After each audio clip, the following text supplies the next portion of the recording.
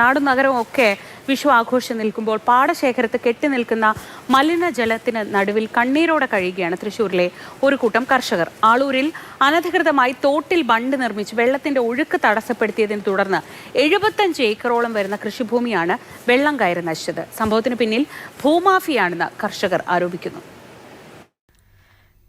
കാർഷികോത്സവമാണ് വിഷു. പക്ഷേ ആളൂർ പഞ്ചായത്തിലെ മാനാട്ടുകുന്ന് പ്രദേശത്തെ കർഷകർക്ക് ഇത് ഉത്സവകാലമല്ല. ഒരു മാസത്തോളമായി ഇവിടെ 75 ഏക്കറോളം കൃഷിയിടം വെള്ളത്തിനടിയിലാണ്. മാനാട്ടുകുന്ന് താഴേക്കാട് റോഡിൽ വടുവൻ തോട്ടിൽ ഒരു കൂട്ടം ആളുകൾ ചേർന്ന് താൽക്കാലിക ചിറ കെട്ടിയതാണ് ഈ അവസ്ഥയ്ക്ക് കാരണം.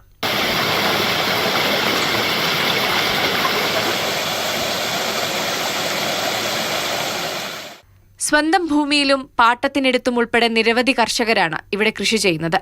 ചീര, പയറ്, വെണ്ട, വഴുതന, മരച്ചീനി, വാഴ തുടങ്ങിയവയാണ് പ്രധാന കൃഷി.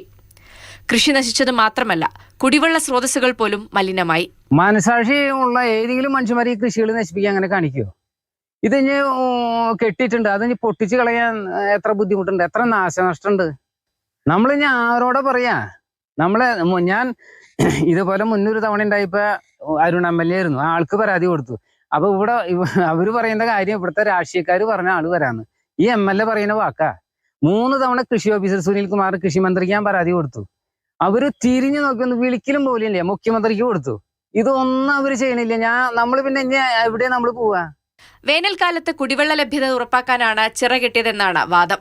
എന്നാൽ ഭൂമാഫിയകളെ സഹായിക്കാൻ വേണ്ടിയാണ് ഇത്തരത്തിൽ വെള്ളം കയറ്റുന്നതെന്ന് കർഷകർ ആരോപിക്കുന്നു. ഇവിടെ ഈ മാനാട്ടുകുന്നിൽ 3 പഞ്ചായത്ത് കിണറുണ്ട്. ആ പഞ്ചായത്ത് കിണറ്റിൽ അവിടെ പരിസരത്തുള്ള ആൾക്കാരോട് ചോദിച്ചപ്പോൾ ആർക്കും വെള്ളത്തിന്റെ ഒരു ബുദ്ധിമുട്ടില്ല എന്നാണ് അവർ പറഞ്ഞത്. പിന്നെ എന്തിനാ ഇവർ ചെയ്തത്? ഇവർക്കൊരു ഭൂമാഫിയ. ഈ ഭൂമികളൊക്കെ വെറുതെ കിട്ടണം. ഇതിൽ നിറച്ച് മണലാണ്. ഒരടി താന്നു കഴിഞ്ഞാൽ മൊത്തം മണലാണ്.